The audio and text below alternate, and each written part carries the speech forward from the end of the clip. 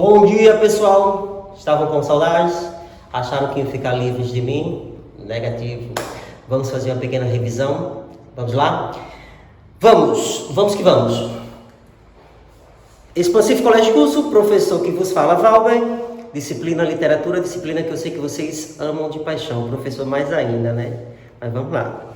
História e origem da literatura. Né? A história da literatura procura entender todas as modificações, né, que a produção literária passou ao longo da evolução da sociedade. Lembram o que é literatura? Sei que vocês lembram, né? Então, lembrem-se que a literatura não é algo estático, não é uma ciência exata, não é isso? Então, para esse estudo, né, da história, a análise e a compreensão dos textos literários são importantes, pois nos ajudam a entender melhor o contexto histórico em que o texto foi escrito. Quando estudamos a história ou a origem da literatura, deparamos com o conceito, o de estilos de épocas ou estilos literários, né? Isso é onde, digamos, a divisão da literatura, né? As chamadas escolas. Estilos de época é o nome dado ao conjunto de obras escritas em uma determinada época. Os critérios usados para dividir os estilos de época variam muito. Às vezes o autor publica uma obra revolucionária e acaba se tornando um marco inicial daquele período, certo? Como disse, a literatura não é uma ciência exata. Valber, quando uma escola literária, digamos assim, inicia, outra automaticamente tem a necessidade de terminar? Não. Algumas escolas, elas aconteciam paralelamente, certo? Outras, quando terminava, em um certo período, elas faziam aquela retomada. Os autores, eles tinham aquelas características de uma escola já bem anterior, certo? Então, é importante ressaltar que as datas estabelecidas para um determinado período não são rigorosas quanto parecem, são apenas recursos didáticos usados para facilitar o estudo. Não quer dizer que seja daquele ponto, por exemplo, dia, mês e ano que tenha iniciado aquela escola literária, né? É apenas para você ter uma base de como iniciou, né? Até porque tem algumas escolas que não existe uma precisão de quando iniciou. O trovadorismo, por exemplo, teve início em 1189 ou 1198, né? Então não tem uma precisão. Também é bom sabermos que o estilo de época não morre por completo, que a passagem de um estilo para outro não é tão rápido assim. Mais uma vez, aquilo que eu falei, não é porque um começou que o outro automaticamente encerrou. Muitas ideias adotadas em um período podem ser aproveitadas por outros estilos literários que fazem uma releitura ou a interpretação de textos já escritos.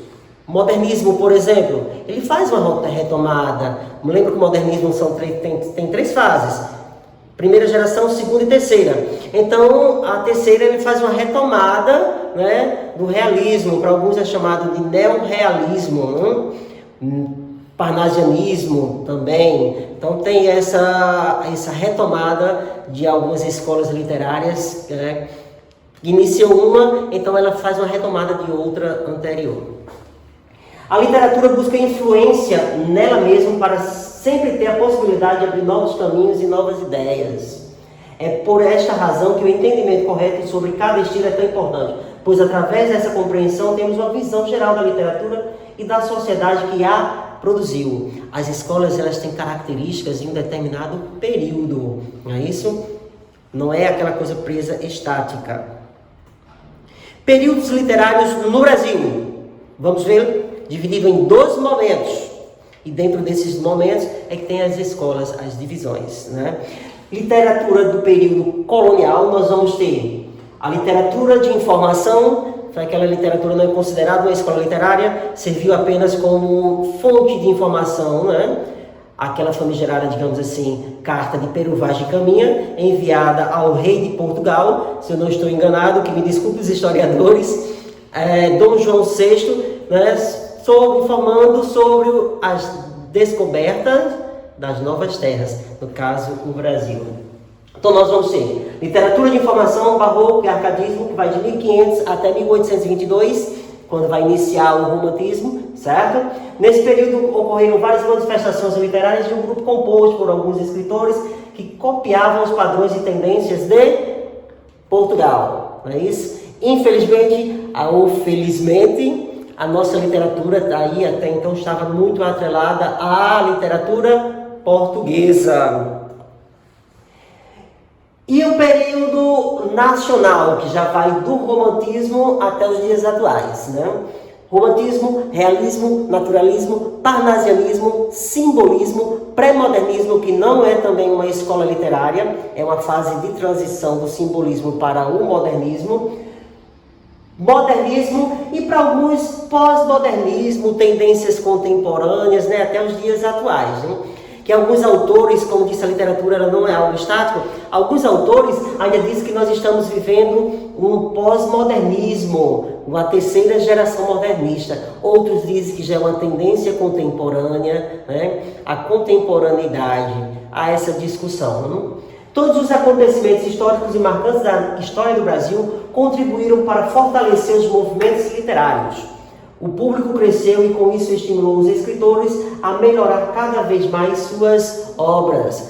Ou seja, com o advento do público leitor, os autores se viam obrigados a fazerem modificações, irem aperfeiçoando, né, digamos assim, os seus escritos, as suas histórias, né, a sua vivência. Períodos literários em Portugal. Em Portugal já teve a chamada Era Medieval. No Brasil nós tivemos dois, né? Colonial e nacional. Literatura na portuguesa, em Portugal nós já vamos ter a Era Medieval. Movimento esse que não aconteceu no Brasil, porque até então não éramos descobertos. Certo? Então, na literatura portuguesa, nós vamos ter primeiro a literatura medieval, que nós vamos ter trovadorismo e humanismo, que já vimos em aulas anteriores, né?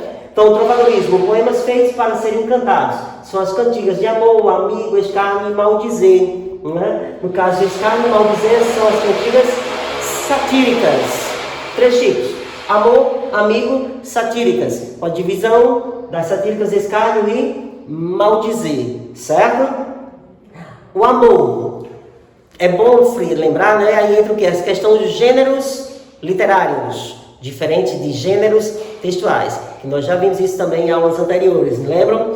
Gêneros literários: lírico, épico, dramático e narrativo.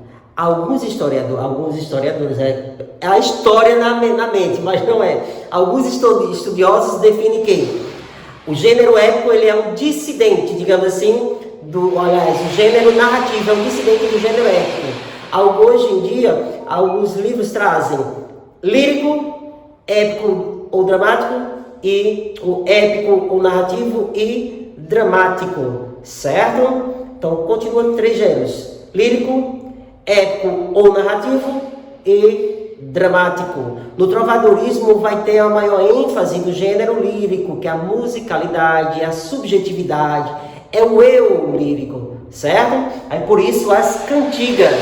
Amor, o eu lírico é masculino, é a exaltação das qualidades da dama, o sofrimento amoroso, ambiente aristocrático. Nesse tempo só a aristocracia, né? Que prevalecia no caso aí. A de amigo. O eu lírico é feminino, por mais que seja um homem que produzisse, mas o eu lírico era o sentimento feminino. Ambientação rural, linguagem e estrutura simples, fala do amor da mulher pelo seu amigo. A diferença é que o amor, a cantiga de amor, é a questão da vassalagem.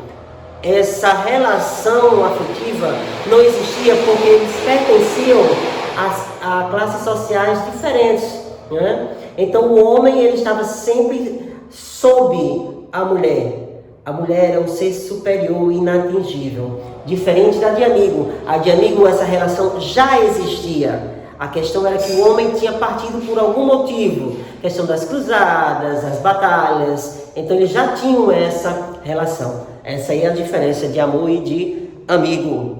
Então, pessoal, Arriscar e maldizer, nós vamos deixar isso aqui para a próxima aula, que o nosso tempo está corrido para não ficar muito estendido, certo? Então, beijão, até a próxima.